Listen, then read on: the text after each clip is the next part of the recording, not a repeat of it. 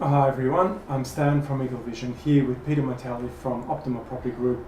Peter is a very experienced property developer who's completed over 60 projects over the last 20 or so years in the industry, and I wanted to catch up with Peter and talk about the construction stage, or at least getting the site onto construction. So in this discussion we'll talk about the first part, maybe what are some of the common mistakes that developers make. So Peter, I guess in that beginning, where do developers need to start? What do they need to think about? Okay, so we're talking about construction or development management. So this is managing the process of getting your project built.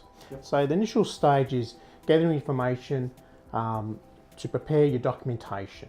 Okay, so the first thing is what I do is I go back to my feasibility and I start detailing and breaking it all up with all the information that I've gathered. So one of the main things is what you should do is get a soil report. And this is the major thing that people leave till later or leave it to the engineer. And all what I do it myself straight away.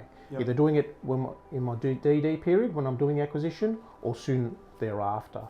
So this will give you the information in your design for your structural footings, basement, retaining walls. And they're a big cost factor. So steel, concrete, bigger footings, so forth, adds a lot of cost. So this you can put into your feasibility, and if you need to adjust things, you're able to do it. Or you can take that to your engineer.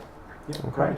And I guess what are some of the common mistakes that developers make in that process? Yep, some of the mistakes is leaving it all to the architect, basically saying, yeah, Mr. Architect, please do my documentation, my building drawings to prepare it so I can take it to all my builders or the engineer or the consultant. So what you should do, and what I normally do, is I go see a builder initially and say, here's my planning permit, these are drawings, I want to do these builds. You know, it could be 10 townhouses, a few townhouses, could be an apartment building, whatever it may be. Get them on board initially. So look, this is what I'm thinking. They'll give you some opinions there. Look, have you thought about this, using this material? What if we did this design? We could save some money in different steel structure. So all these things you bring on board, take it to your architect, have that discussions, or just have a round table meeting with your engineers, your potential builder, and other consultants at that point. Yep, great. So eliminating maybe some of the TBAs. Yeah, that's another thing. TBA mean to be advised, or TBC to be confirmed later. So a lot of the architects want to get on with doing their drawings. So that's all. Let's look at that later on.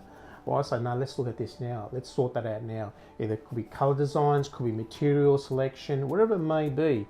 In your specifications, you want to sort that out now. You don't want to go down the track and to be advised later, and the builder says, "Oh, to be advised, here's your options. You know, it's going to cost X amount." All of a sudden, your feasibility goes, and you're back to square one, trying to find monies to bring it back into the budget. Yep. So I'll eliminate these as much as possible, so there's actually no TBAs, no to be confirmed.